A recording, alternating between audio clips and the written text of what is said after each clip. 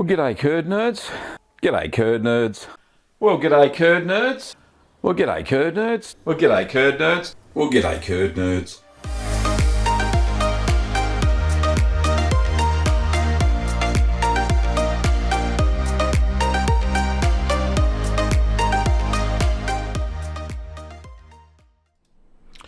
Well, g'day curd nerds. Welcome back to Ask the Cheeseman after a week's absence.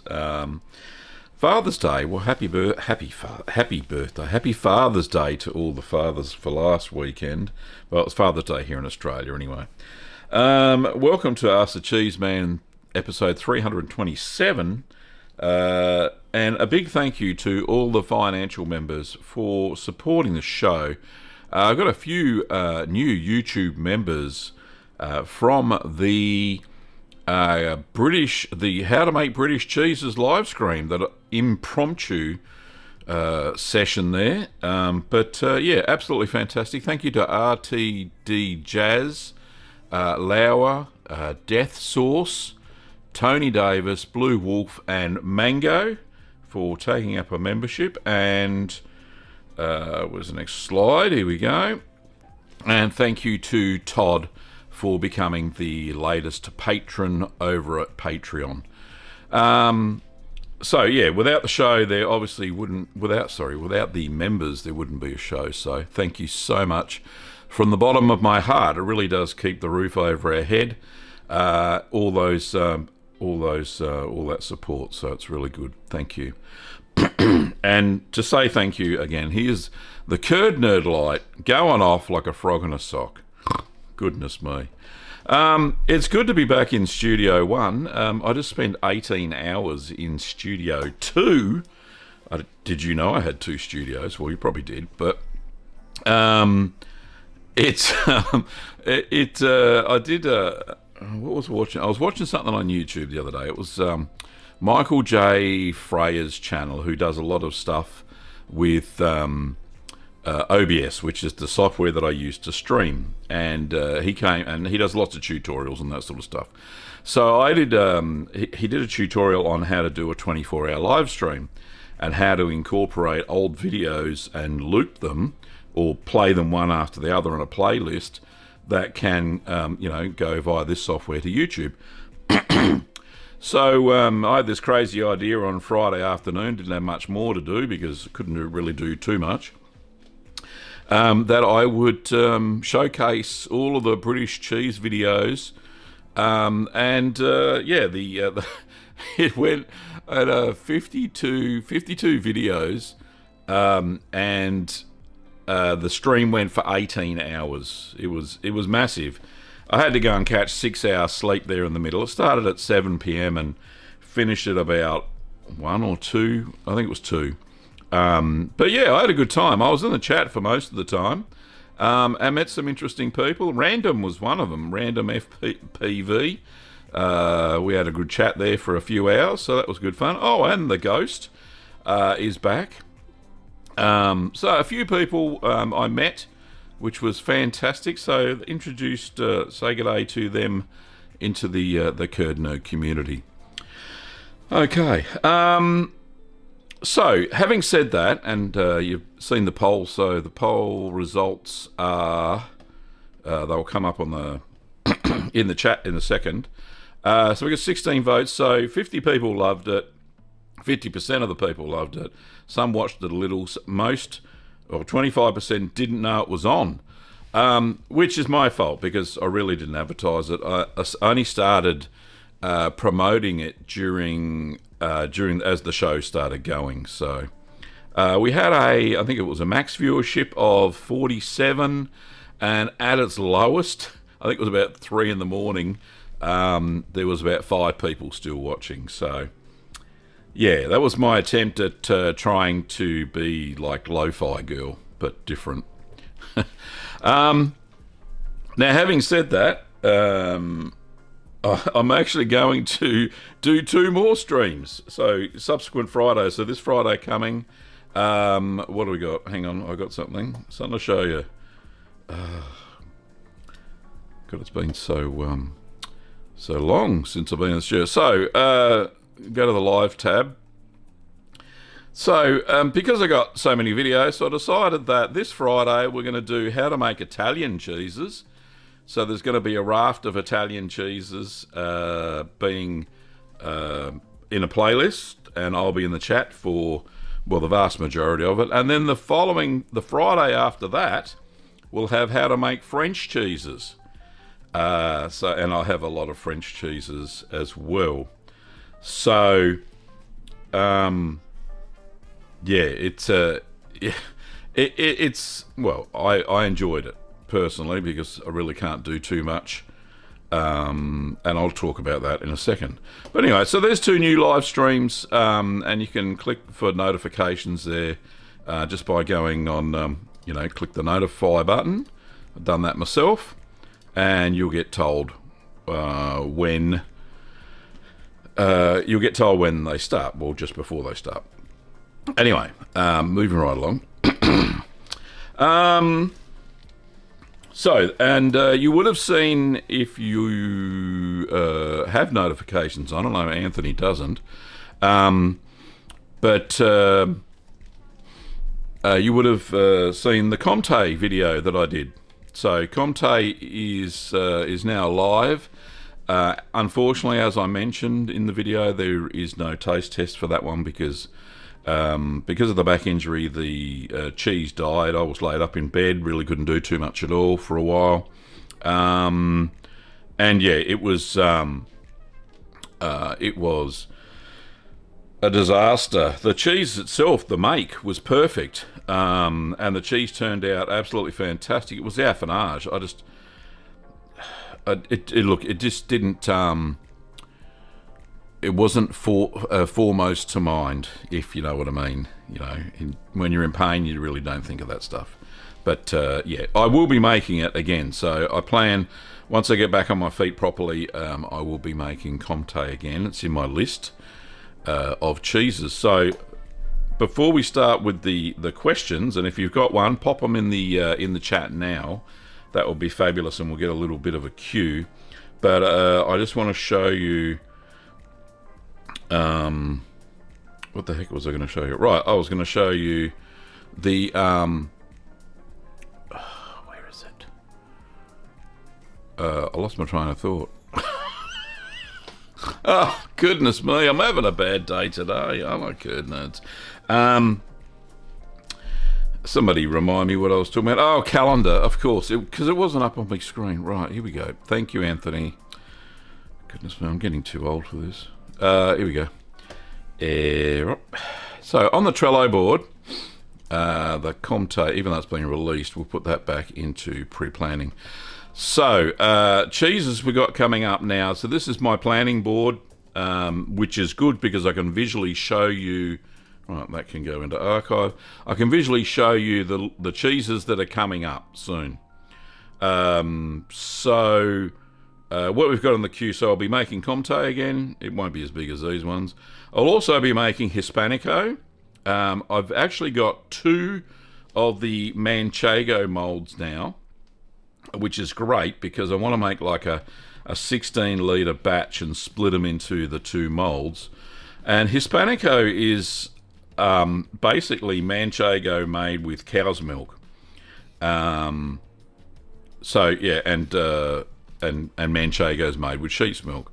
So Hispanico is one of the cheeses I've got a recipe for. Also, I've got Reblochon in the planning stages, Epoix and Colonia, Buffalo, Blue Buffalo or Blue de Buffalo, Zygercars, Dambo I have a recipe for now. Valence I've got a recipe for as well, and I've got the molds for that. S-Rom, I have a recipe for that, which is fantastic. These are cheeses I've never made before. Burrata, I've got a recipe, or Fred over on the Urban Cheesemaker did a video on how to make burrata. So I'm going to follow his learned wisdom there and do the steps. And I've also got a recipe for Imaruli cheese from Dan, who I haven't seen in the chat for a while. And I still have plans to make this zombie apocalypse cheese making, how to make cheese, during the zombie apocalypse. Anyway, so they're all in the planning stage. Comté is easy enough. I've got the recipe. Hispanico, I've got the recipe, and I've got the mould, so I don't have to prep too much on that. So that is the plan so far. Now, this is all obviously this is all I'm trying to find the word. This is all reliant on my back getting better. Now it's starting to, which is good. I still can't lift anything heavy-ish. Also, the nerve pain hasn't really abated in my feet. And for those who haven't seen it, there was a video out about, on doctor's orders to take time off type thing, because I've got a L5S1 back injury, bulging disc. It's pressing against the nerves that go down the legs. It's called the 4-foot toothache or something. That's what it feels like. So the actual site on the back is pain-free now, which is good. That's a good start. Apparently, I've been having monthly checkups with my GP, and he says that is good because that's the first place for the pain to go away. And now it's the residual pain down the legs and thighs and calves that now has to go away. So I'm on some medication, so we'll go from there. Yeah, Anthony, I agree. My back has got quite some nerve. Nice pun. I can always count on you for a good laugh. Good on you, mate. So as far as cheese making in the kitchen goes, it's still unfortunately out of the question, which is, like I said, why I decided on Friday to do that British Cheeses live stream. And also, we can say a big g'day to Jose there in the UK. Jose was watching the live stream on Friday and Saturday morning with bated breath. It was great. And we'll get to the question in a second. So let's say g'day to a few people. I've neglected that. I'm sorry. Say first person with Patricia. Hello, Patricia. And then Shauna and Michelle. And we've also got Cool Cat from the UK. Rachel and Random, of course. And we've also got Anthony and Davo. G'day, Davo. Herb. Hello, Herb. Lovely to see you, mate. Who else we got? The Ghost. G'day, Ghost. I'm just scrolling through to see who else is here. We got Shauna, of course. Titus. Hello, Titus. Lovely to see you again. Kathy. Nice to see you, Kathy. And we got Jose and CL. Love to see you. So that's all the people who have decided to participate in the chat. If you're watching and you're not in the chat, jump in. It's good fun, of course. All right, so we do have a question. Yeah, what the heck is it? Okay, so some feedback about the 18-hour stream. Anthony says, I didn't know it was on because my YouTube notifications are disabled. No offense to you all. I just think the world could do with less notifications these days. Indeed, I don't have any notifications on for myself except for stuff that I click on. You know, that you get the notify button for live streams. I do that. Patricia's just done a super chat and the light's not going off, and I don't know why. But let's just do a manual. Lucky I got a button for that. Thank you, Patricia, for the $2 Canadian. Greatly appreciated, as always. So we'll just everything's so technical. Thank you. Right. More feedback. Patricia says she stumbled on the live stream completely by accident. I thought it was a great way to put out video content regardless how your back was feeling. Thank you, Patricia. Yes. And that was the main idea. Because I do have so much video content, and a lot of people, you know, people who are new to the channel and have only subscribed recently would never have seen some of the stuff that I did back in You know, I think, what was the earliest video I actually put up that was of decent quality? I think it was 2013. So, you know, that's 11 years ago. People don't dig back into the archive to watch 11-year-old videos, but when you got a live stream, you know, that's got a playlist that just keeps going one after the other, then, yeah, it was minimal work for me. I could sit down in my heated office chair, because I got an office chair I plug in via USB that heats up my back. Just sat there and felt hardly any pain, and just, you know, typed and said g'day to everybody and answered questions as we went along. So yeah, absolutely, Patricia, I agree. It was such a good way to get out there again, and I managed to get the camera in the other studio working properly, so I could pop in occasionally and say g'day, and then just, you know, get on with the next video. Herb said he saw the Comté video. It was really interesting. Thank you, Herb. Yeah, the 5-day salting had me. It was one of the only cheeses that I've actually salted, you know, over 5 days. I think, you know, when you make kefili, you salt it in between each pressing. That's a bit of a rarity, but you do mix salt in with the curds as well. Red Leicester, you do a salting afterwards as well. But Comté, yeah, threw me for the process a little bit, because, you know, you have to keep an eye on the salting for 5 days in a row. And I did it religiously. I had it marked down on my little recipe here. Can we see this? See down here, I've got each day that I salted it. So I salted it, yeah, and then put it back in the cheese cave again. So I made sure that that was done. But the problem was, then I got sick and all hell broke loose. Alrighty, let's just kill that. Right. Next, Patricia says she found in a French cookbook, a recipe for Comté and mimolette mac and cheese. Oh, fantastic! I would love to make some mimolette. I actually now I have that the Edam mold that Lindsay gave me, and that the mimolette's around as well. Very similar to Edam, and you could probably use the same mold, I reckon. But the problem is the cheese mites, and I really don't want to get them in my cheese fridge, because once you get them, it's almost impossible to get rid of them. So it would only be a mimolette by name. It'd be like an orange round ball, but without the crusty bits. So, but apparently the enzymes that the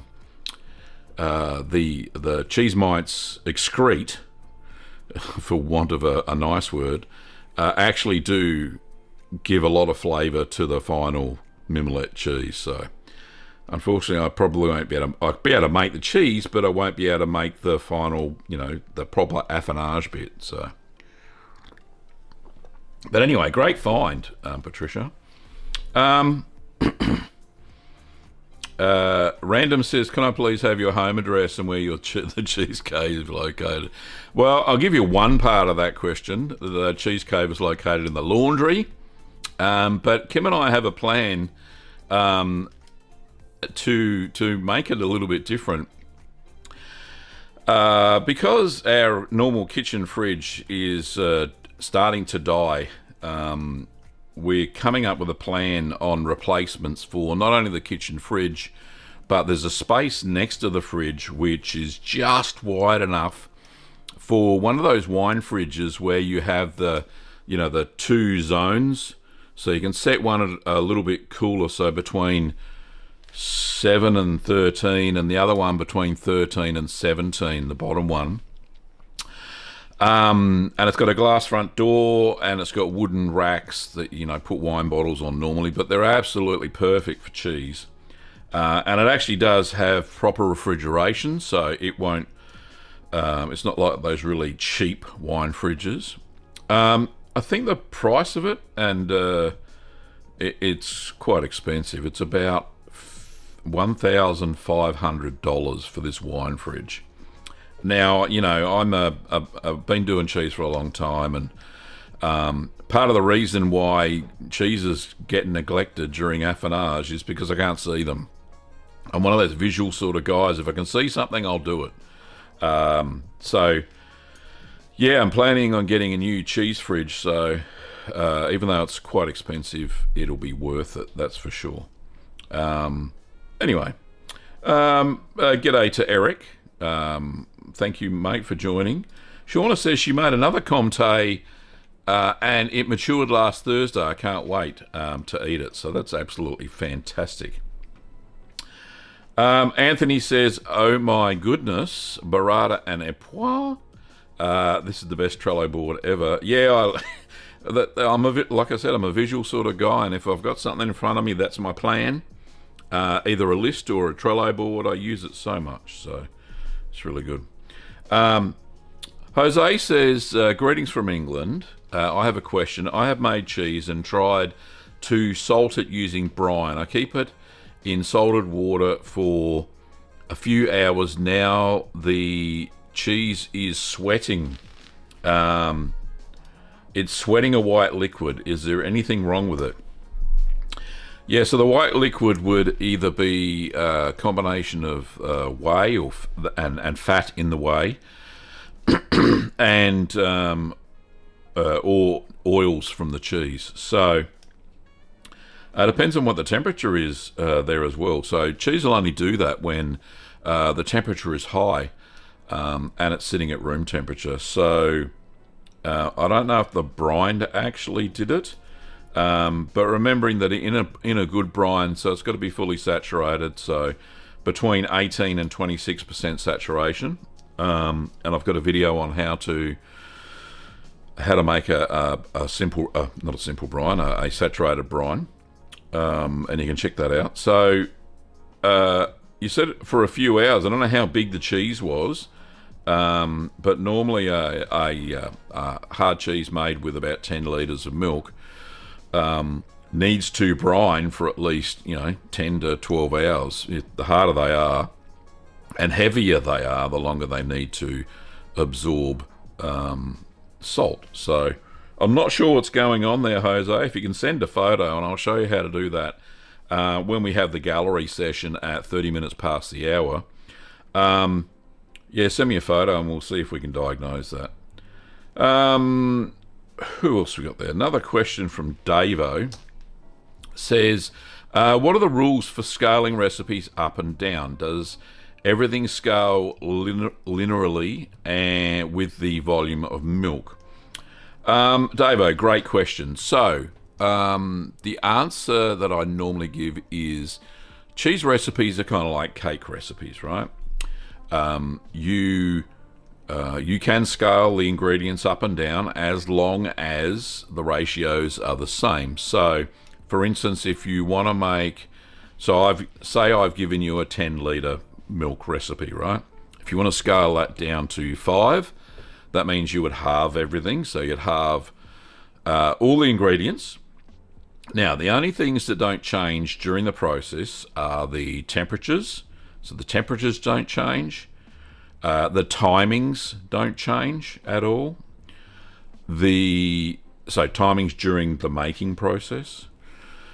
The pressures are the same. However, if you're brining a cheese, then you obviously halve the brining time because you've got a smaller cheese. Also, the maturation, it'll mature a little bit faster because it's a smaller cheese. The bigger the cheese, the longer it takes to mature. But, you need to taste it as you go along. So if it's a cheese that's supposed to mature in 6 months and you've halved the ingredients, you could probably safely try it at 3 months. But you may need to put some of it back into the cheese cave for maturation. So hopefully that helps Davo and helps everybody. Eric says, for a 2-gallon Guido, you used 3.75 mils of rennet. For a 3-gallon batch, should I scale it up to 5.62? So which is an extra 50%. So yes indeed, Eric. If you're going to do that, then yeah, you're adding another gallon on, which is another 4 litres approximately. So yeah, definitely scale up the rennet. And the calcium chloride if you're using pasteurised milk. A random says, I found the live stream video loop really interesting. I'd never made cheese before, but now super keen to give it a go. Thank you, Random. And yeah, I kind of agree. I did actually, I think there was about 10 or 12 people that asked me, you know, how do you start making cheese? And we started having discussions during the videos. So yeah, it was the British Cheeses 18-hour live stream. I think it was an interesting experiment. And I'm keen to try it again. So, like I said, Friday at 1900 my time, which is 7 p.m. That's when I'm going to start it again, which seems to be okay for the UK. And then later on during the night, the US and all the Americas come in and we all have a good chat there. So that's good.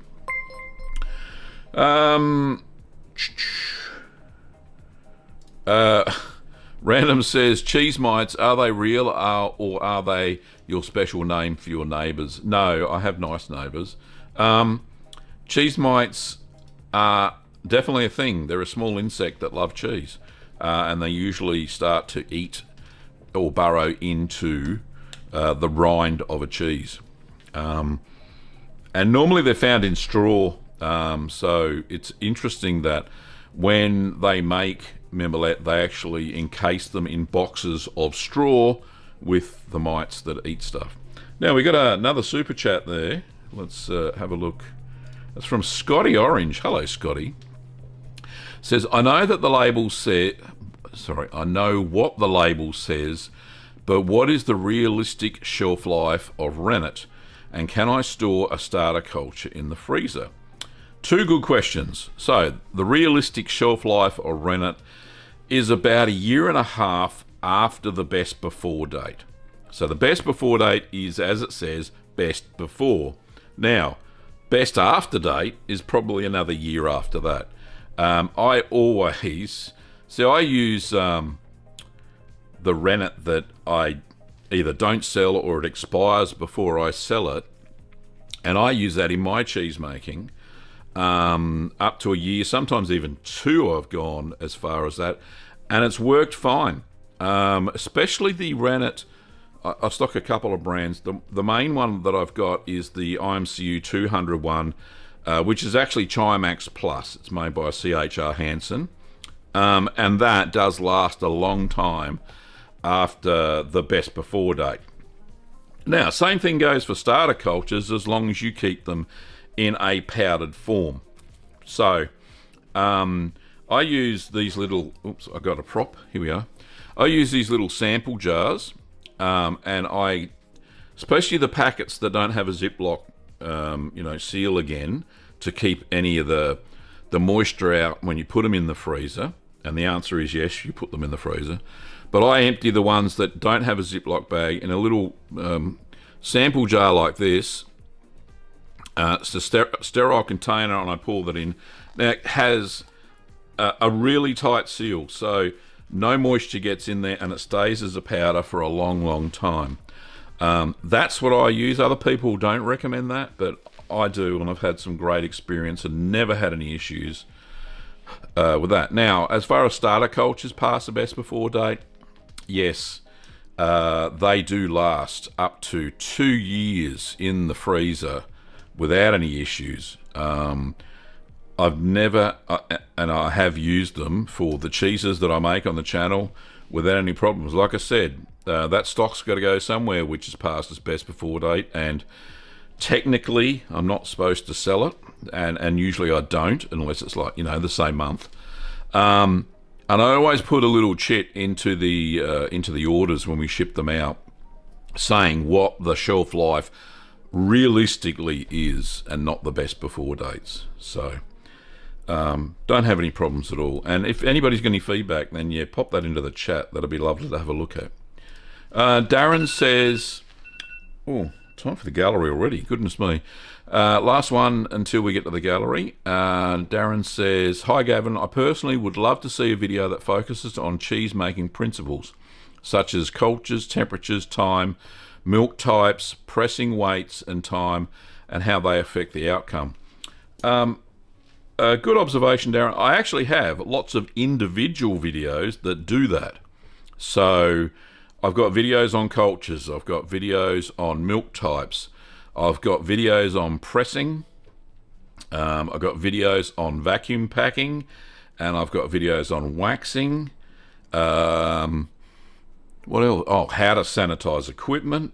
So all of those cheese making principles, there is actually a playlist on the channel. And let's just get that up, just to service the rest of this question for Darren. Let me just see if I can find it. So if we go to the second monitor, so down in playlists, and it's on the main page as well, you can go to playlists, and if you have a look, there's a tips, where the heck is it? Here we are. So, cheese making tips and techniques. I'll just stop that, Gav. Just bring that up. There we. Oh, is it doing it? Stop it. Computer says no. All right. So here in the cheese making tips and techniques playlist, we have swags and swags of different methods, and as you can see, there's a whole bunch of these videos. So how to mature cheese in your fridge, how to wax a cheese, how to rescue blue cheese, vacuum packing for storage, sanitizing your equipment, how to ripen blue cheese, waxing using a waxing bowl, how to make brine, how to cloth band a cheddar, what to do when cheese fails, how to heat your milk, how to remove unwanted mold, simple cheese making equipment around the home. Anyway, I could go on, and as you can see, there's, how many videos are there? 79 videos. So yes, I think that that you would certainly have no problems at all. I could actually put them in one of these long playlisty things that I have been doing, but yeah, so they're there. So I don't need to make any of those videos because they're all there already. There you go. And Darren says, thanks, I'll watch them all. Cheers from Nova Scotia, but just where Patricia is, so fantastic. Lovely. Now, the gallery. It's time for the gallery, Curd Nerds. So let me just get me gallery stuff up. Okay, and before we start, the gallery is brought to you by the Curd Nerd community. So anybody who's got pictures of their cheese, they normally send them in to me via email, and we show them at 30 minutes past the hour on Ask the Cheeseman. So the very first one today is Patricia has sent me in some photos. So Patricia says, "Hi Gavin, here are my two latest cheeses. I hope the pictures reach you in time for the gallery." Yes, they did. The first is stout infused cheddar, fresh out of the press and ready for drying. The stout is from a craft brewer in Barrie, Ontario, and is heavily infused with chocolate.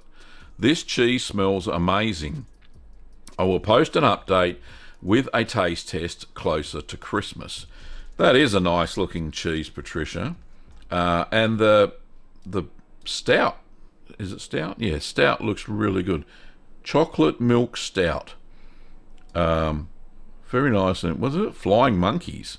Very cool indeed. All right, so Patricia has another photo. I love the marbling, by the way, that you get when you do a stout infused cheddar. And the flavour's subtle, but it is really nice. The next one is a Guido's. So Patricia says, next one is Guido's hard Italian cheese, aged under vacuum for 3 weeks and ready to be nibbled. The paste turned out great, almost no mechanical holes. If any amongst the Curd Nerd herd have not tried making a Guido's yet, I cannot recommend it highly enough.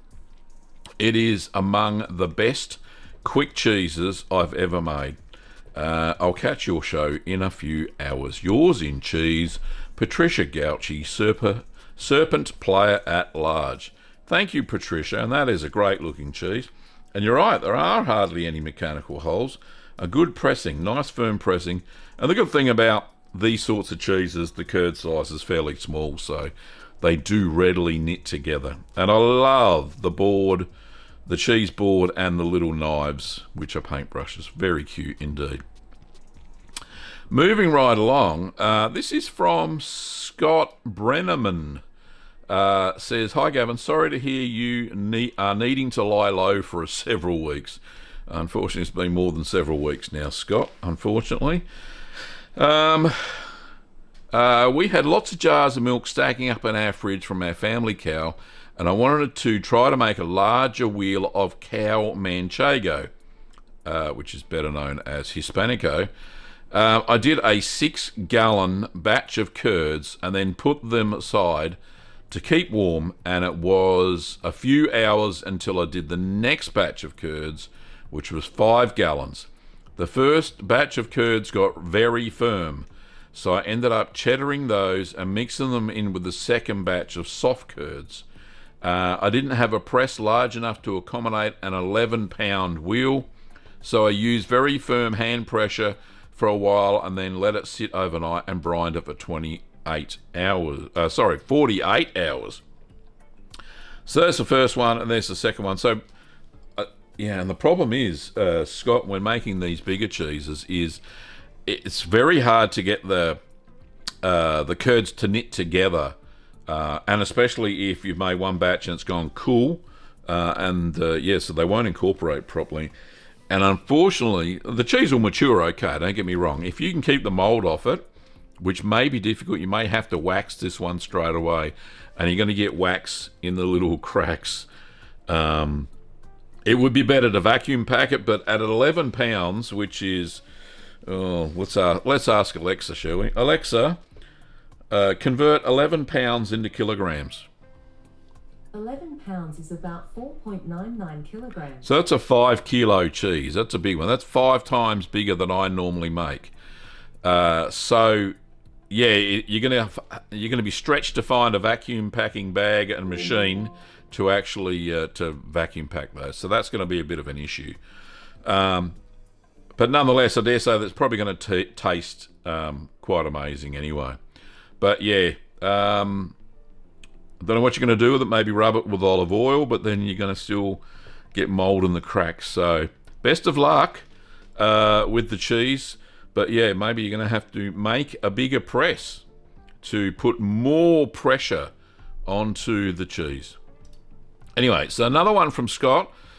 This is what he's called a Chipotle Calchago. So it's another manchego style, which is a lot smaller. And this one is cow's milk manchego, which is a Hispanico, with a olive oil and chipotle rub. So very nice. And he doesn't say how it tasted, but it looks pretty cool. I like it a lot. And there's another photo of it before it's been cracked.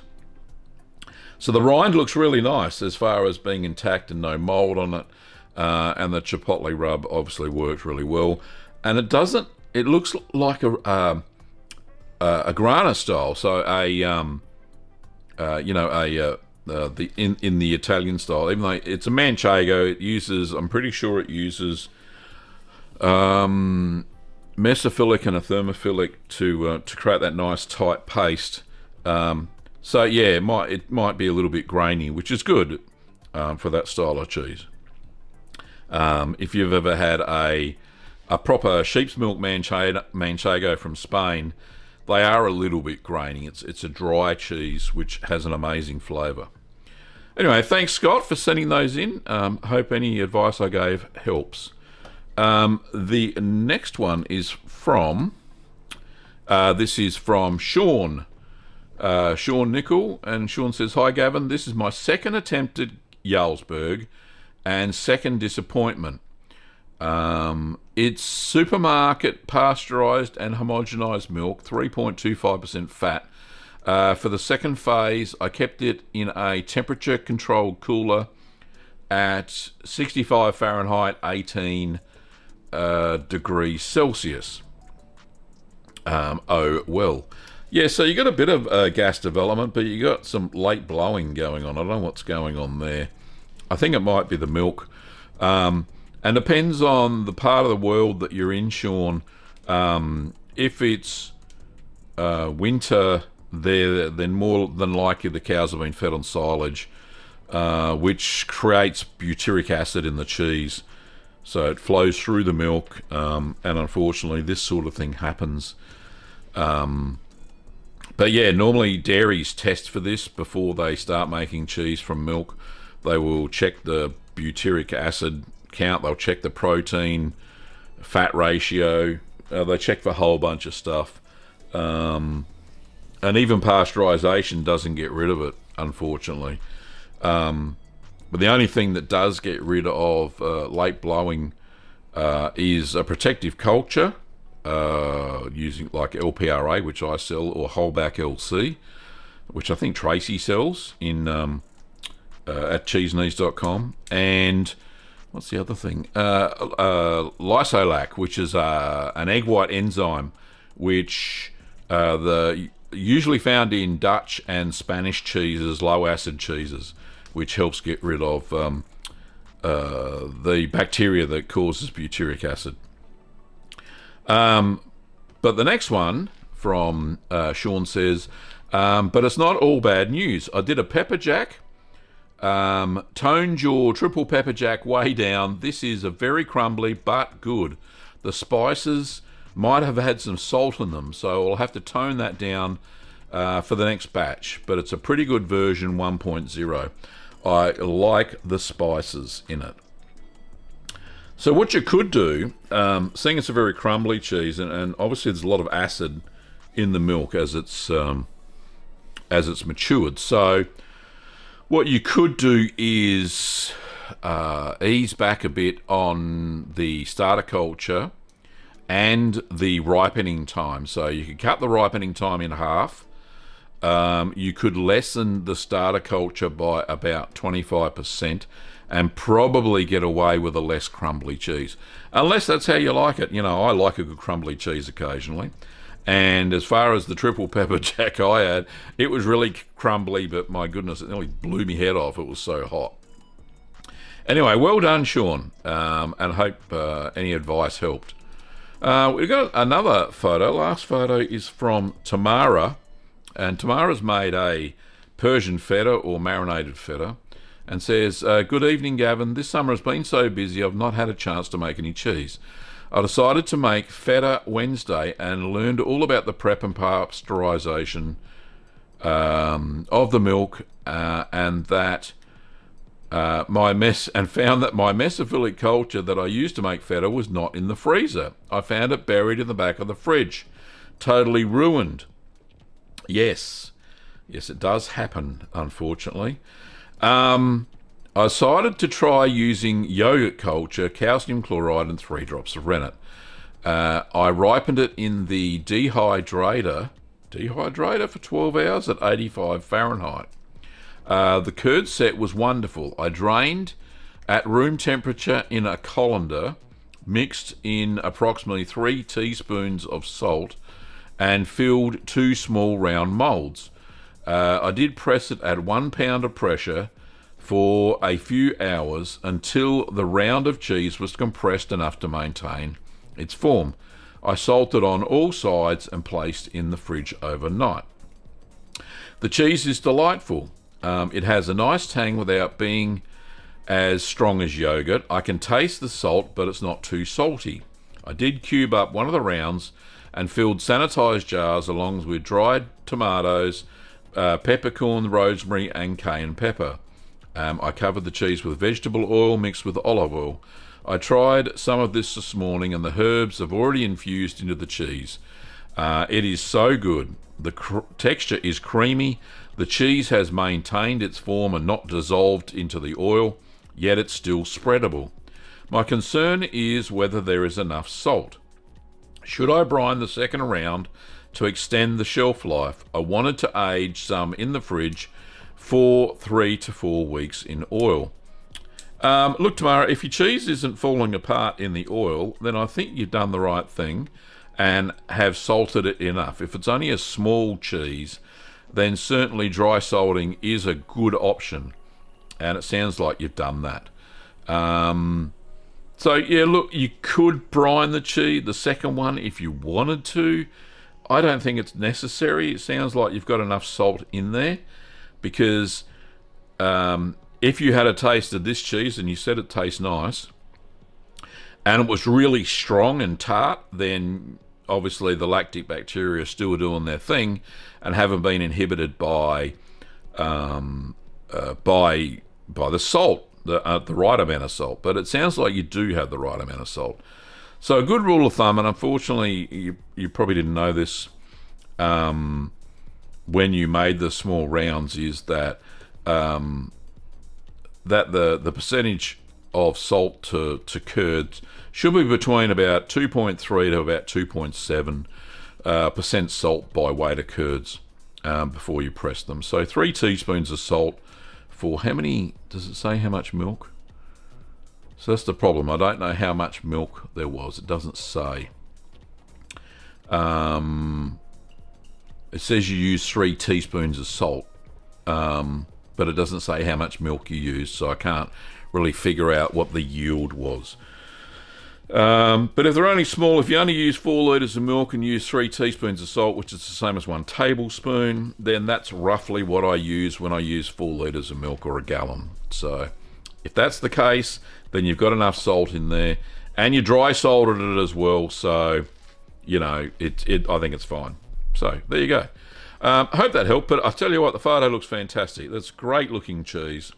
And yeah, definitely, if you're going to put them into jars like this, they absolutely have to be sanitized, because the last thing you want is any bacteria or bad bacteria in there.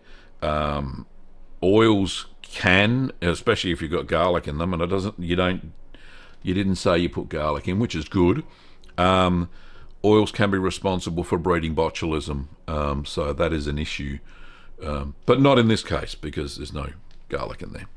So that's fantastic. So thank you, Tamara, for sending in your photo. Now, how do you send in photos to me? Well, let me just bring that up. Where is it? Gav, take charge yourself. Rightio. If you pop onto the channel page, you'll see this little comment here. It says, do you want to become a curd nerd?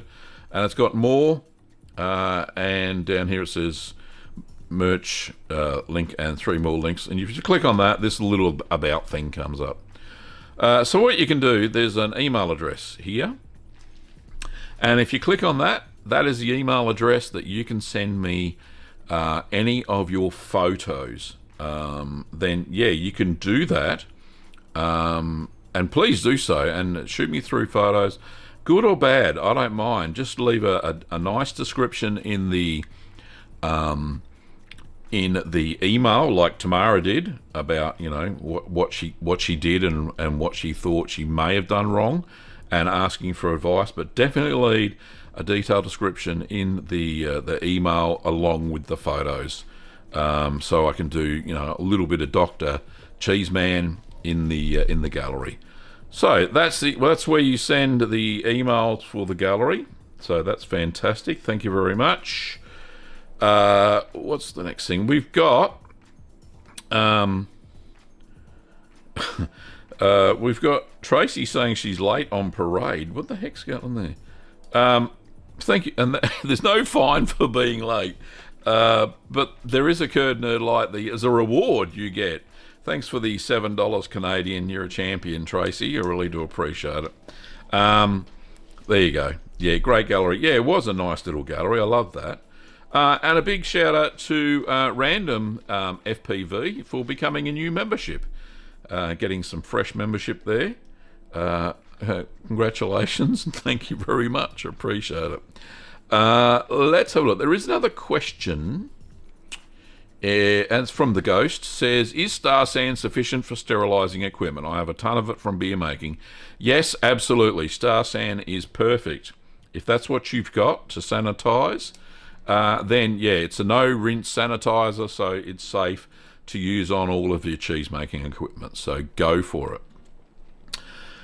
I do boil all of my stainless steel stuff, and I deliberately use stainless steel, well, pots. You definitely have to use stainless steel. Don't use a reactive metal like aluminium. But all of the stainless steel utensils, I boil first for 15 minutes in the big pot. That includes measuring cups, measuring spoons, a stirring spoon, ladle, sieve. If I'm going to use it, the curd cutter, I've got a stainless steel one of those. A whole bunch of stuff goes in there. And you see in the videos that I lay all that stuff out after I've sanitized it.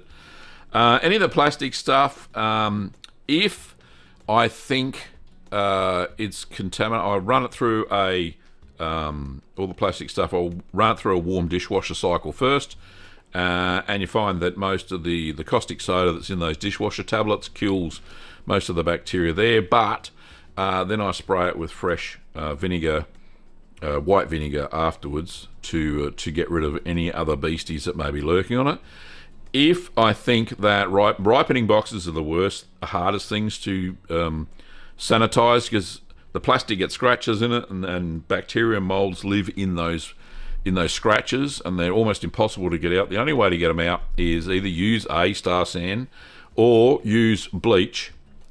So using 2 tablespoons of bleach in 2 litres of water, and soak your plastic ripening boxes in those, and that'll kill any Penicillium roqueforti, Penicillium candidum, and all those molds that tend to migrate onto other cheeses. So yeah, definitely sanitization is key in cheese making, curd nerds. If I haven't said it before, I haven't said it enough, obviously. So yeah, absolutely make sure that you, and even your work areas, prep all your work areas. Either use Star San in a bottle that's been diluted, and spray that in a spray bottle and put that all over your kitchen benches and sinks, or white vinegar is sufficient in the home environment. You're not in a hospital, for goodness sake, or a commercial kitchen, but white vinegar also sufficient for surfaces. And make sure the sink area, taps, everything you touch when you're doing cheese making is sanitized. Okay, so absolutely crucial when you're making cheese. Okay,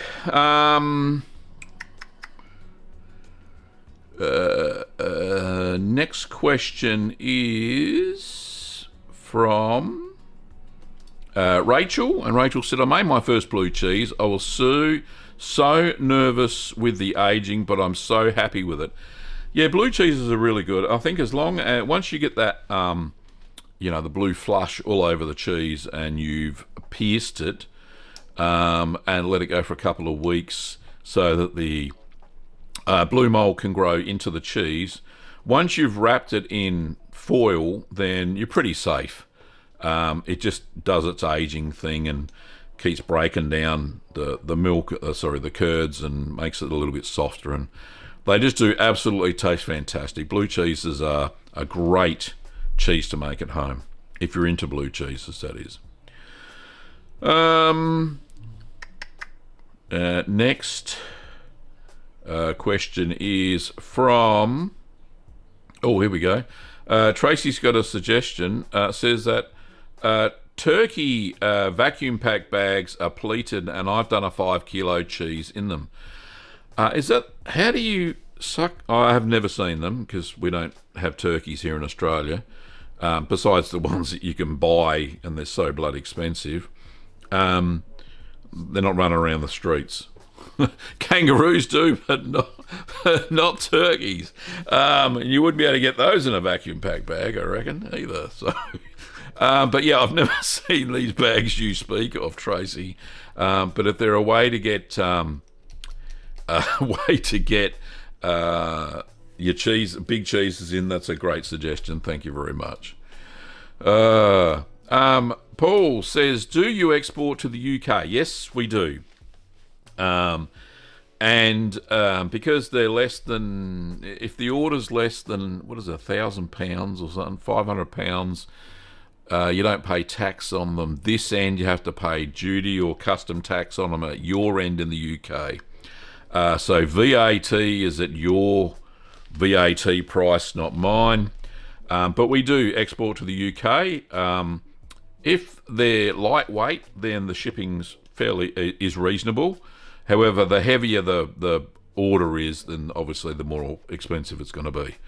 And we do ship all over the world except for countries that are banned by the UN, that have sanctions, and countries that I absolutely know that starter cultures will be confiscated by customs.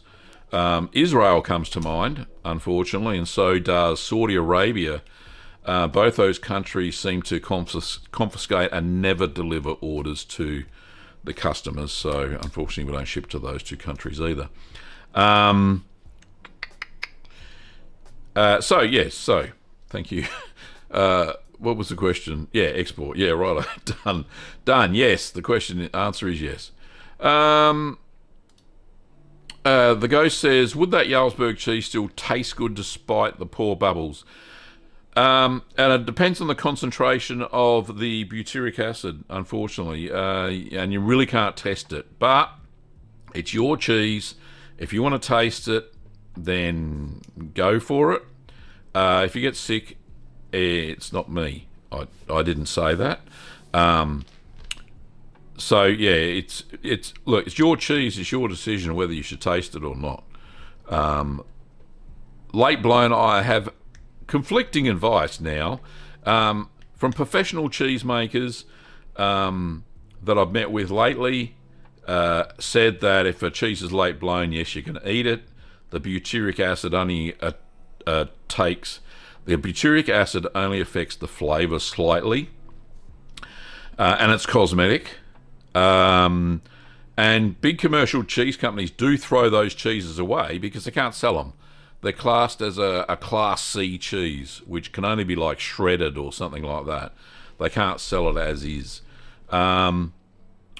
Tracy's got some advice, says that Jarlsberg is late blown, so I wouldn't eat it. So look, it's personal preference. Like I said, commercial cheesemakers don't sell those cheeses, or if they do, they shred them. And yeah, you get them as shredded cheese, depending on the cheese, of course, as well.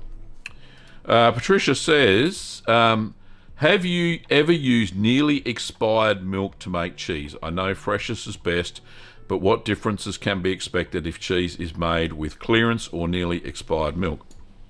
Okay, so good question, Patricia. Yes, I have used cheese. You know, if you can find a cheap bargain, especially when you're buying milks like goat's milk and buffalo milk, if I see those on special, and they're like 4 or 5 days from the best before date, or you've got it on the expiry date, milk has an expiry date, not a best before date, then I'll snap them up and I'll make cheese that day with that milk. I haven't found any noticeable issues. The curd set takes a little bit longer sometimes. That's the only thing I've noticed. But if it's been stored in the fridge and it's within the expiry date, then yeah, I think you're good to go. I haven't seen anything besides taking a little bit longer to set is the only issue that I've seen. So great question though. I would never use milk that is past its expiry date, especially with pasteurised milk, because pasteurised milk is a blank slate. Right, any bacteria gets in there are going to breed and multiply even worse than raw milk. Raw milk has lactobacteria in there, as you know, already, and really I wouldn't drink raw milk past 3 days because there's nothing to protect you from any of the bad bacteria growing in the raw milk. And that's absolutely when I grew up as a kid. We never drank raw milk past 3 days age. We drank it fresh that day. So... but yeah, that was back in the 70s, and it's now the 2024, so things change. Patricia says, sometimes when milk is reduced in price, it is tempting to buy a bunch to make cheese. Like I said, I have done that in the past and haven't had any issues whatsoever, besides taking longer to set the curd. The cheese still has the same flavours because you're introducing starter bacteria into the cheese yourself using the recipes. So Jose says, well, you've probably noticed that I am not English but Spanish and live in England. Thanks, Jose. Yeah, I think I figured that out, mate. Good on you. Which is why I didn't call you Jose. Jose. Random says, I'm hooked. Good on you. And Tracy's follow-up says, welcome to the dark side. It's welcome to the cheese side. Come on, Tracy. It's 9 o'clock. Goodness me. We've got a couple more questions. Where is it? Shauna says, I've got turkeys in my backyard. They're not running around the streets like in the wild. And they've all got names. What, Christmas, Thanksgiving, good names for turkeys. Oh, I'm only joking, Shauna. Okay, it's okay. Patricia says, hunting supply stores sometimes sell pleated vacuum pack bags used for vacuum packing venison roasts, etc. Yeah, we don't have hunting supply stores. Well, none that I've seen anyway, here in Australia. Yeah, anyway, I won't. That's just what we don't. But great recommendation for North America there, Patricia. Herb says, I've had late blown cheese and it tasted fine. Like I said, Herb, it's personal preference. Herb says, since using LPRA I've got from Gavin, I've not had a late blown cheese. There you go. So, same here. When I use cheese, it's sort of like that Comté video you saw, Shauna, when she sent me the recipe that she transcribed from Homemade Cheese, the Polish cheese channel, and I don't know the guy's name because, well, I don't read Polish, unfortunately, but it'd be great to get in contact with him if he speaks English, him or her. I try to figure out the his or her gender by looking at the hands in the cheese, and I couldn't determine it. But it'd be great to contact them and do a collaboration, because he's making some wicked cheeses over there in Poland. So, but yeah, so I put the LPRA in the Comté because I know that it's a low acid cheese, because the ripening time was really the ripening and setting time for the rennet was small. So I thought, well, there's not a lot of acid development in there. So it may late blow. That's why I took Shauna's suggestion of using LPRA or Holbach LC. Lucky last question. Herb says, when I use raw milk, I use it within 24 hours of buying it. So that's roughly 48 hours or less of coming out of the cow. Good practice there, Herb.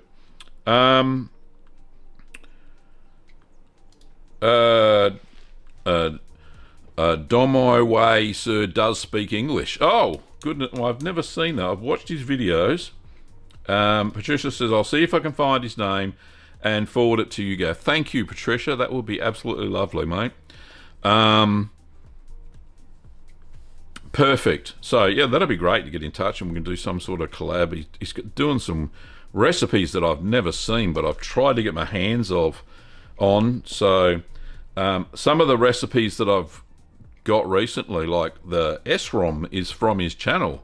And I want to just make sure that he's okay by me making my version of his recipe. So I'd like to do that. Anyway, that's it for today. Thank you, everybody, for joining and participating in the chat. It's been lovely. We've had lots of people. How many people we got so far?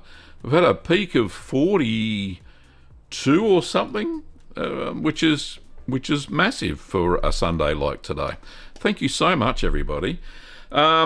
I'm back to form now in the last half an hour of the show. The first half an hour of the show was a little bit slow off the mark, but I'm doing all right at the moment. So, yeah. Anyway, it's time to plug all the stuff that I plug. Don't forget that if you want to learn how to make cheese, you could do no better than going over to the Curd Nerd Academy.